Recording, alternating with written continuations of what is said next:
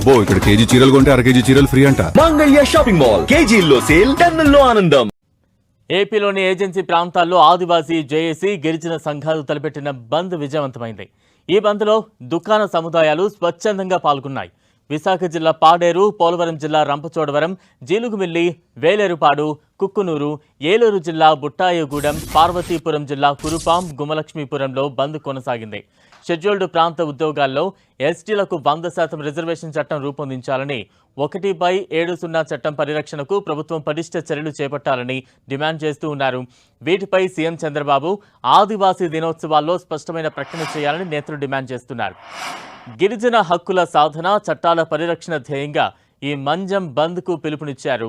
ప్రధానంగా గిరిజన ప్రాంతాలైన అల్లూరి సీతారామరాజు, పార్వతీపురం మంజం, ఏలూరు జిల్లాల్లో ఈ బంద్ ప్రభావం ఎక్కువగా ఉంది. రేపు ప్రపంచ ఆదివాసీ దినోత్సవం సందర్భంగా అంతకంటే ఒకరోజు ముందుగా ఈ నిరసనను చేపట్టారు. గిరిజన భూములను గిరిజనేతరులకు బదలాయించకుండా రక్షించే 1/70 చట్టాన్ని పూర్తిగా కాపాడాలని, దీనిపై సుప్రీంకోర్టులో రాష్ట్ర ప్రభుత్వం వెంటనే బలమైన కౌంటర్ దాఖలు చేయాలని గిరిజన సంఘాలు డిమాండ్ చేస్తున్నాయి. ఏజెన్సీ ప్రాంతాల్లోని స్థానిక ప్రభుత్వ ఉద్యోగాల్లో ఎస్టీ అభ్యర్థులకే 100% రిజర్వేషన్లు కల్పించేలా చర్యలు తీసుకోవాలని డిమాండ్ చేస్తున్నాయి. ఈ బంద్తో ఏజెన్సీ ప్రాంతాల్లో ఆర్టీసీ బస్సులు, ప్రైవేట్ వాహనాల రాకపోకలకు అంతరాయం కలిగింది. బంద్ నేపథ్యంలో గిరిజన ప్రాంతాల్లోని స్కూళ్లు, కాలేజీలకు సెలవు ప్రకటించారు. అరకు లోయ, ముర్రా గుహలు, పద్మాపురం గార్డెన్స్, చాప్రాయి వంటి ప్రముఖ పర్యాటక ప్రాంతాల్లో వాణిజ్య వ్యాపారాలు, సందర్శనలు నిలిచిపోయాయి. ఏజెన్సీ పరిధిలోని స్థానిక వ్యాపారులు, వర్తకులు తమ దుకాణాలను స్వచ్ఛందంగా మూసివేసి నిరసనకు మద్దతు తెలిపాయి. న్యాయమైన డిమాండ్ పరిష్కారం చేయాలని రాష్ట్ర వ్యాప్తంగా జరుగుతున్న మన్యం బంద్ని రాష్ట్ర ప్రభుత్వం భగ్నం చేయాలని కుట్రపూరితంగా వ్యవహరిస్తుంది. ఆదివాసుల, పోలీసుల, ప్రభుత్వం అనే పద్ధతిలో ఈరోజు ఉద్రేకతను రెచ్చగొట్టే విధంగా ప్రభుత్వం చర్యలు తీసుకోవడం చాలా దుర్మార్గమైన విషయం. ఆదివాసులకు శాంతియుతమైన నిరసన తెలియజేసే హక్కు భారత రాజ్యాంగం ఇచ్చింది.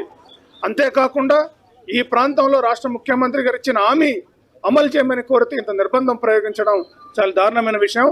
రాష్ట్ర ప్రభుత్వం తక్షణమే ఆదివాసులకు 100% రిజర్వేషన్ మీద ఉత్తర్వులు ఈ క్షణం ఇచ్చినా మేము బంధుని వెంటనే విరమిస్తామని చెప్పి కూడా ఈ సందర్భంగా మేము విజ్ఞప్తి చేస్తున్నాం. అంతేకాకుండా ఈరోజు ప్రభుత్వం 170 అమల్లో చాలా లాభపుష్టంగా వ్యవహరిస్తుంది, చిత్తశుద్ధిగా లేదు. ప్రభుత్వం చర్య ఇదే రకం కొనసాగితే రాబోయే కాలంలో పెద్ద ఎత్తున ఉద్యమాలు చేపడతామని ప్రభుత్వానికి హెచ్చరిక జారీ చేస్తాం. న్యాయమైన డిమాండ్ ఇది బంద్ యొక్క ముఖ్య ఉద్దేశం.